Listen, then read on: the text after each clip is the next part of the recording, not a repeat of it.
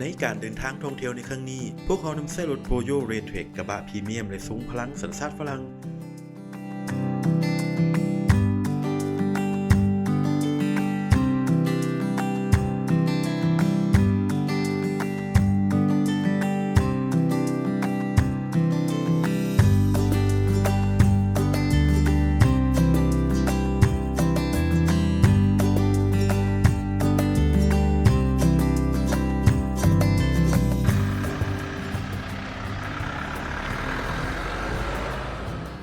เริ่มต้นการเดินทางจากนครหลวงเวียงจันทร์ไปหาเขียงเสียงขวงผ่านเส้นทางเลขที่13ใต้ผ่านเมืองต่างๆเช่นเมืองท่าพระบาทเมืองปากสันเมืองบริคำไซหงแข่งบริคำไซหลังจากนั้นพวกเขาก็ได้ผ่านเมืองทาทวมหงแข่งไซสมบูรณ์การเดินทางในครั้งนี้แมนเฮาใช้เวลาทั้งหมด8ชั่วโมง30นาทีด้วยระยะทางประมาณ350กิโลเมตรจึงฮอดเมืองโพนสวรรค์หรือว่าเมืองแปลกของแข่งเสียงขวงในที่สุดหลังจากเดินทางฮอดเสียงขวงในมือทำอิฐพวกเขาได้มีโอกาสไปท่องเที่ยวที่เมืองคำเป็นเมืองหนึ่งที่ตั้งอยู่ภาคตะวันออกเฉียงเหนือของแข่งเสียงขวงและอยู่ห่างจากตัวเมืองโพนสวรรค์ประมาณ55กิโลเมตรเมืองคำถือว่าเป็นเมืองหนึ่งที่อุดมสมบูรณ์ไปด้วยธรรมชาติและห้องห้อยประวัติศาสตร์จากสงครามและระเบิดที่ยังบ่ทันแตกผู้คนมีวิถีชีวิตที่เรียบง่ายและยิ้มแย้มแจ่มใสมีสถานที่ท่องเที่ยวที่สำคัญของแข่งเสียงขวงอีกด้วย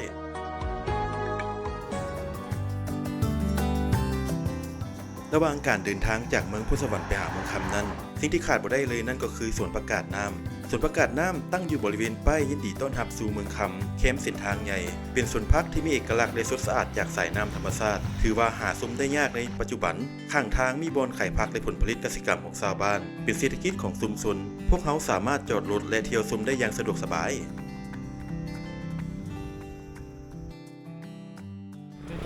เขาก็มาหอดเมืองคำเนาะ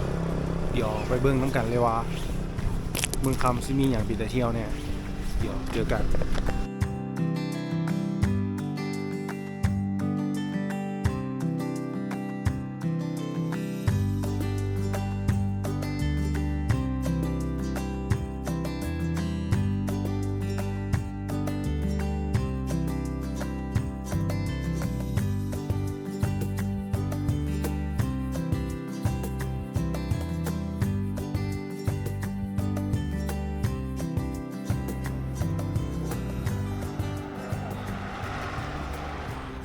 ต่อจากสวนประกาศน้ำเขาจะเดินทางมาต่อกับสถานที่ท่องเที่ยวต่อไปที่สำคัญของเมืองคำที่ทุกคนที่มาเที่ยวเมืองคำต้องได้มาสัมผัสนั่นก็คือบ่อน้ำฮ้อนน้อยบ่อน้ำฮ้อนน้อยตั้งอยู่บ้านซางห่างจากตัวเมืองเทศบาลเมืองคำประมาณ4กิโลเมตรจุดพิเศษของบ่อน้ำฮ้อนน้อยตัวนี้แมนบ่ไกลจากตัวเมืองและมีน้ำไหลมาบรรจบกับแม่น้ำแท้เฮ็ดให้อุณหภูมิเหมาะสมสำหรับการแช่น้ำและพักผ่อนในฤดูหนาว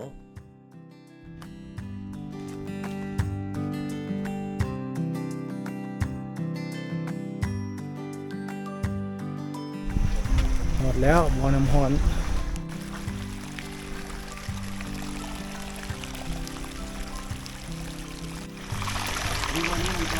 โอ้โหฮ้อนอยู่ข้าวไข่ในตัวนึงสุดแน่นอนเสียดายลืมตามที่เห็นบรรยากาศบ่คาดหวังบ่คิดหวังฮ้อนอยู่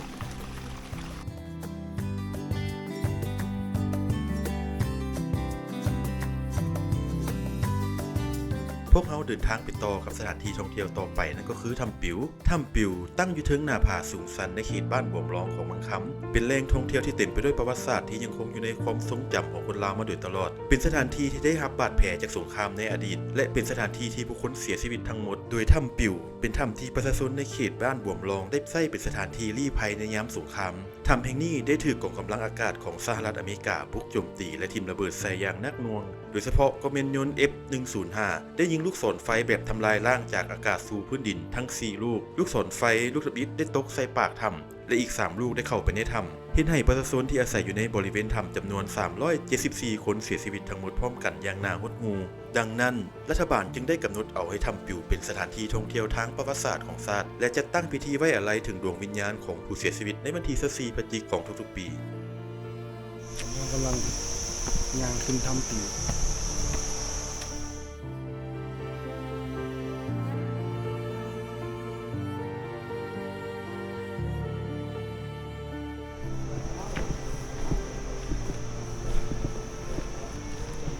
หมดแล้วถ้ำปิว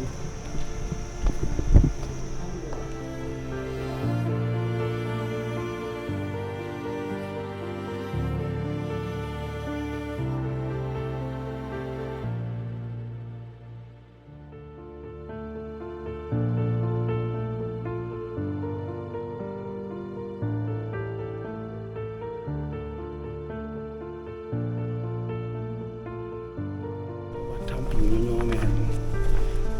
วันที่24พฤศจิกายนปี 1968และมียนต์ได้ทีมลูกศรไฟเข้ามาในถ้ำซึ่งตอนนั้นชาวบ้านได้ลี้ภัยอยู่บนนี้และเหตุการณ์ครั้งนี้มีผู้เสียชีวิต374 คน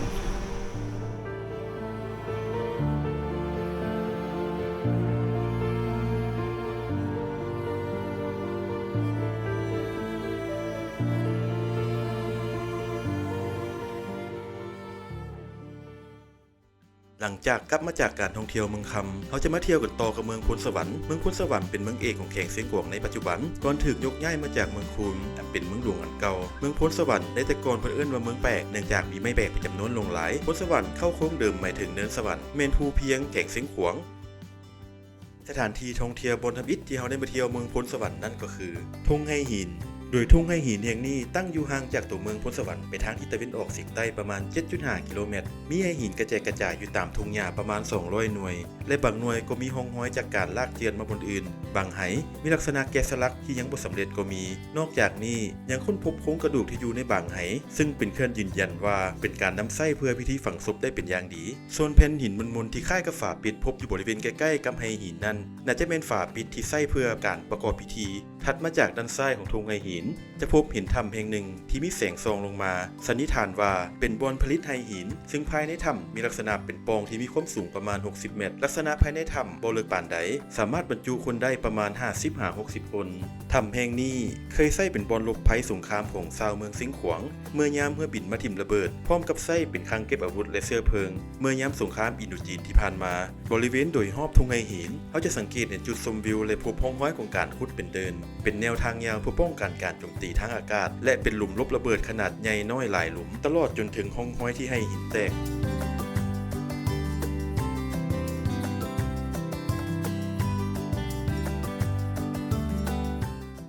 ฮอดแล้วเสียงขวง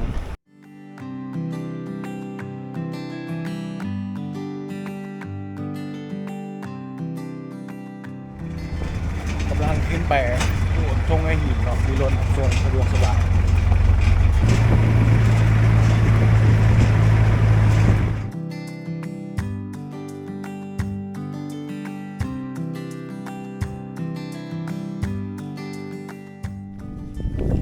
มาเมืองแปลกสิ่งที่บุคคลผ่านแมนทงไงหิน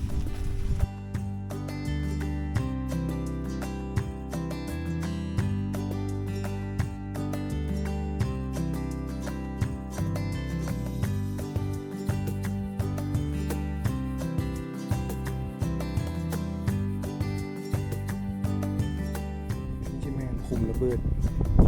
สมัยสงครามอินโดจีนนี่แมนความลึกของคุมระเบิด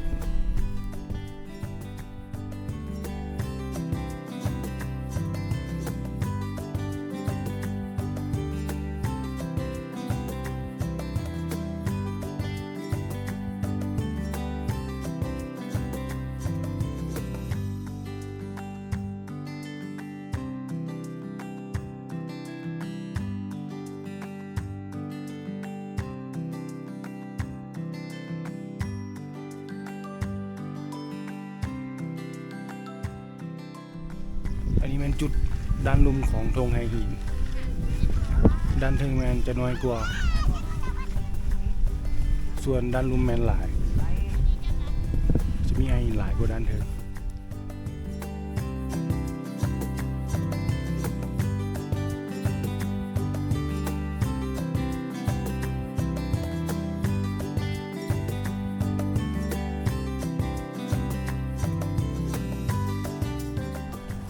เดี๋ยวยางไปเบิ่งในถ้ำในตรงหินจะมีถ้ำอยู่ถ้ำหนึ่ง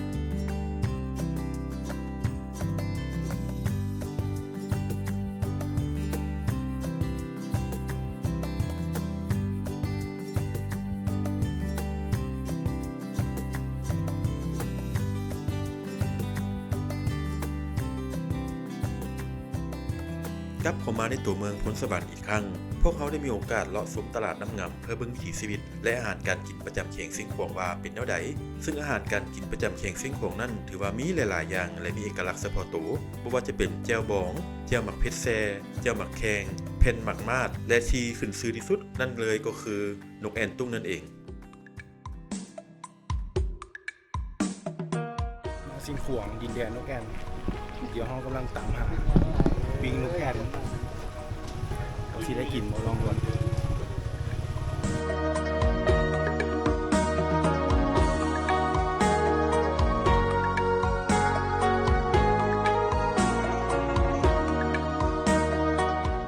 ตรงนี้เห็นแล้วนกแอ่นตัวดิบ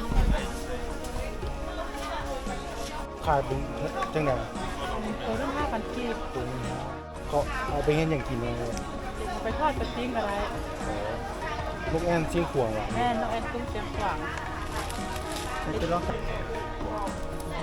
ถุงเท่าไหร่ อยากเสียเสียงขวางของนึง15,000กีบ ด้วยเอาถุงนึง ตัวนึงเนาะ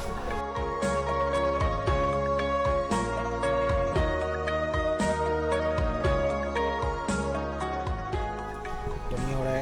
อาหารท้องถิ่นแล้วแต่ว่าดิบ เดี๋ยวซอกบอลปี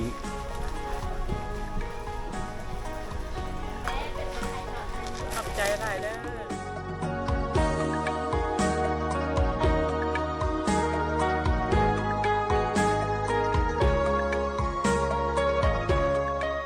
ตรงนี้เขาได้อาหารท้องถิ่นแล้วนอกจากเปลือกเสียงขวงที่ดังในเสียงขวงก็จะมีหนังเสือพีและนกแอ่นตุ้งเดี๋ยวไปหาบอลปี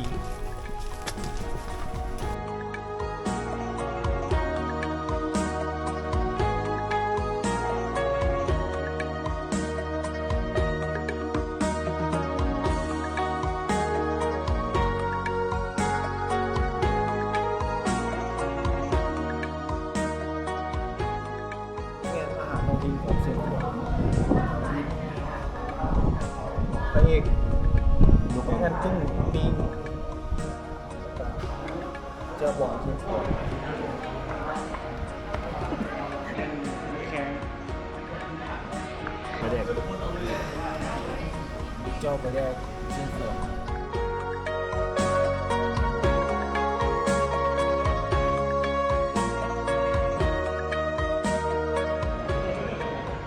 แอนตุ้งไปอีก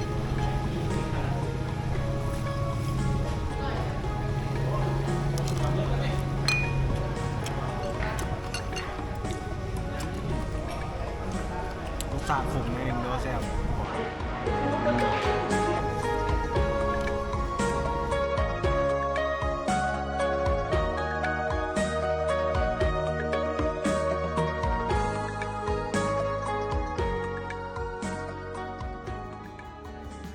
ในมื้อต่อมาเขาเดินทางออกจากตัวเมืองพลสวรรค์อีกครั้งเมืองพลสวรรค์นอกจากจะมีทุ่งไฮหินแล้ว ยังมีสถานที่ท่องเที่ยวธรรมชาติที่สวยงามนั่นก็คือตาดคะตั้งอยู่บริเวณทางไปเมืองคำระยะทางห่างจากตัวเมืองพลสวรรค์ประมาณ25กิโลเมตรเลี้ยวขวาจากทางใหญ่เข้าไปประมาณ5กิโลเมตรการเดินทางไปตาดคะนั้นเต็มไปด้วยเส้นทางที่มีความท้าทายที่สุดเพราะว่าเป็นเส้นทางที่คดเคี้ยวและสูงชัน รถโบโยเรนทริกได้แสดงถึงสมรรถนะความปลอดภัยที่สุดโดยเฉพาะก็เป็นระบบล็อกเฟืองท้ายหรือการกันสะบัดในเวลาที่เขาเข้าโค้งสันในหนทางที่เป็นดินและหินและหน้าผาจนเฮ็ดให้เขาฮอดจุดหมายได้อย่างปลอดภัยความแรงของจักร 1.9 L มีความแรงที่ทรงพลังสามารถขึ้นภูลงภูได้อย่างสบายจนในที่สุดเขาก็มาฮอดตาดคะเป็นตาดธรรมชาติที่มีความสวยสดงดงามเป็นอย่างยิ่งภายในตาดประกอบด้วยหลายคันในนั้นคันสุดท้ายมีความสูงประมาณ 4-5 เมตรแต่ละคันมีความสวยงามและสามารถย่างได้แต่ลุมขึ้นถึงภายในตาดและอ้อมข้างประกอบไปด้วยต้นไม้และชีวนานาพันธุ์ที่อุดมสมบูรณ์ตาดคะมีน้ำไหลตลอดปีเป็นน้ำที่ออกมาจากหูผา จุดมันก็มาฮอดตาดคะแล้วถือว่าเส้นทางมาโหดพอสมควร แต่ถ้ามากับเปอร์โยถือว่าบุมีปัญหาทางไงนี่โอ้สมไหนก็มาได้และนี่คือตาดคะ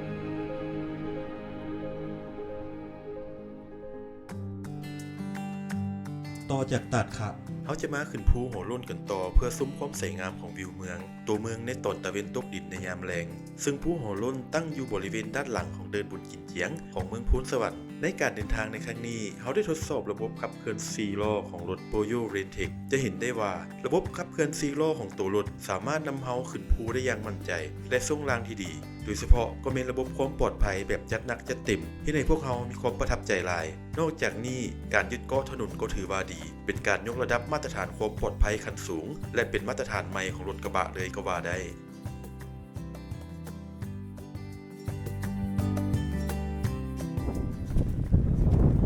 เห็นทางหลังๆนะบอกเดี๋ยวเราจะทดสอบ4 wheel ของรถเพอร์โย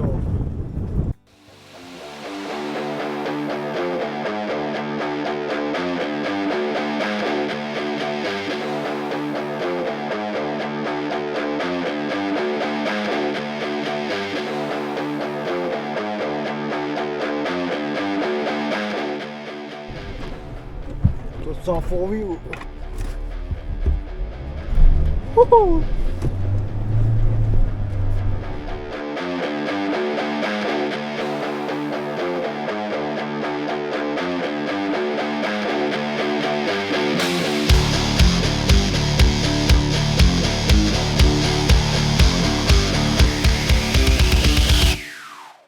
จุดชมวิวเสียงขวาง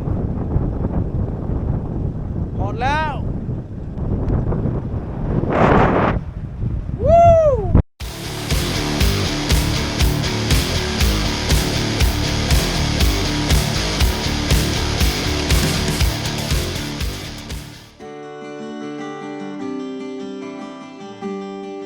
ในมื้อสุดท้ายของการเดินทางท่องเที่ยวกับโปโยพวกเขาได้เดินทางออกจากเมืองพูนสวรรค์มุ่งหน้ากับคืนสู่นครหลวงเวียงจันทร์แต่เขาต้องได้แวะเที่ยวชมเมืองที่สำคัญที่สุดของเซียงกวางอีกเมืองหนึ่งนั่นก็คือเมืองคูน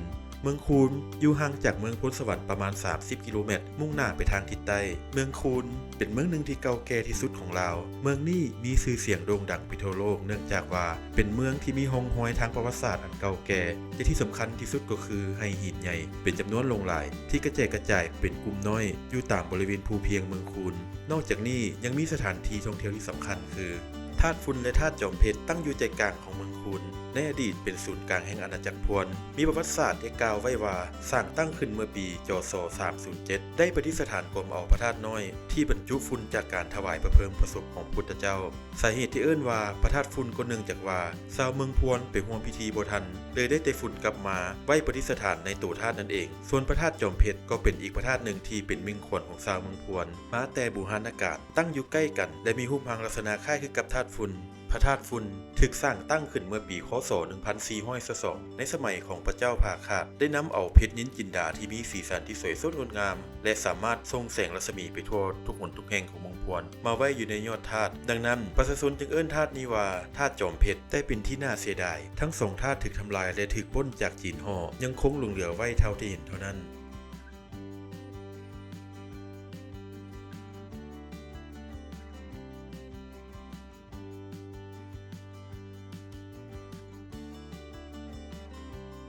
จะมีอยู่ที่วัดธาตุปล่อยตัดยาว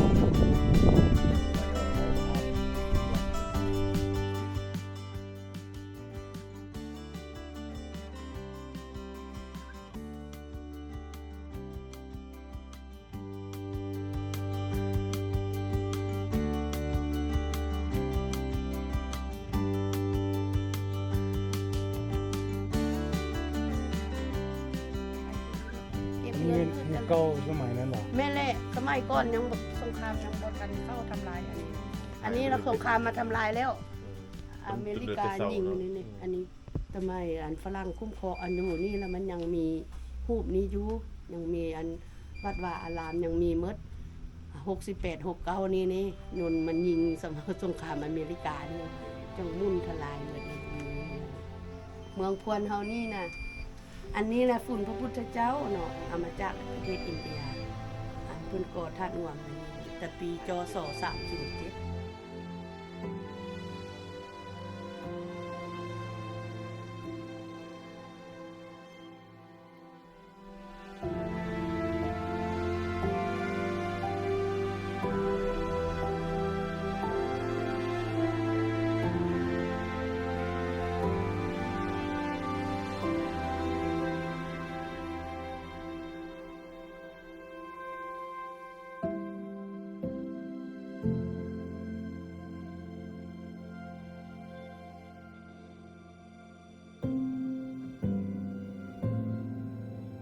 และสถานที่ท่องเที่ยวที่สำคัญอีกแห่งหนึ่งของเมืองคูนหรือแข่งเส้นขวงนั่นก็คือวัดเพียวัดวัดเพียวัดเป็นวัดที่เก่าแก่อายุเกือบ 1,200 ปีเป็นสถานที่ท่องเที่ยวและสักการะบูชาและกราบไหว้เป็นสิ่งศักดิ์สิทธิ์คู่บ้านคู่เมืองของชาวเส้นขวงก็คือนักท่องเที่ยวที่เดินทางผ่านไปผ่านมาและได้มาเยี่ยมยามแข่งเส้นขวงนั่นเองเพราะก่อนจะเข้าตัวเมืองคูนก็จะฮอดวัดเพียวัดก่อนวัดเพียวัดตั้งอยู่เส้นทางเข้าเมืองมีลักษณะพิเศษเพราะวัดแห่งนี้มีซากเสาที่เก่าแก่ตั้งสีฟ้าโดยปราศจากหลังคาย่นถูกทำลายจากปางคำแต่ในสิ่งที่อัศจรรย์ที่สุดก็คือแม้นมีพระพุทธรูปองค์ใหญ่ที่ตั้งสง่าอยู่ตามกันบอกเล่าที่สืบสานกันมานับให้ห้อยปีว่าวัดเพียวัดถูกสร้างตั้งเป็นแห่งทบิตที่สร้างตั้งขึ้นอยู่ในดินแดนเมืองพวนที่มีความสวยสดงดงามที่สุดแต่เป็นที่น่าเสียดายวัดแห่งนี้ถูกทำลายจากสงครามเหลือไว้เพียงพระพุทธรูปใหญ่อันศักดิ์สิทธิ์อันเป็นมนต์เสน่ห์ที่คงไว้เป็นอนุสรณ์สถานของแข่งเสียงขวงตั้งแต่อดีตจนฮอดปัจจุบัน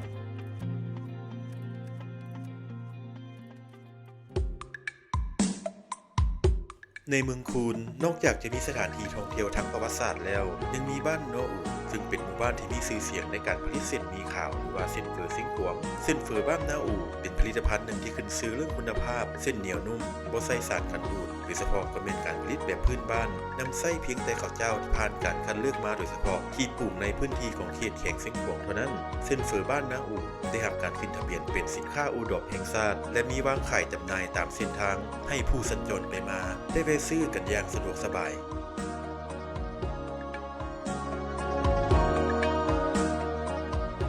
นี่อยู่ที่เมืองคูนแล้วก็อยู่บ้านนาอู่เป็นบ้านผลิตเฟอใหญ่สุดของเซียงขวงขึ้นชื่อของเซียงขวงแมนเฟอ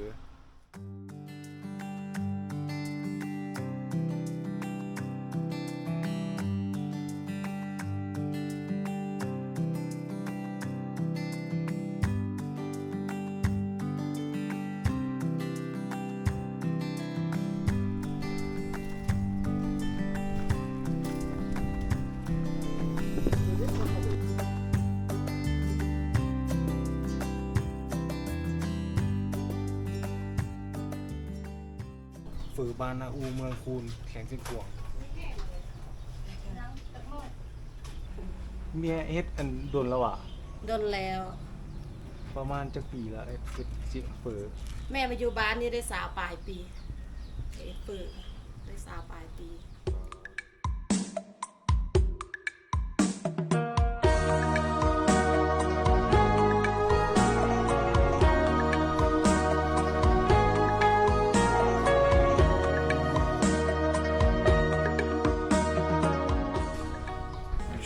ลองซิมฝือมันฮ้อน มี ออกจากเตาครั้งแรกลุงเอาจากเตา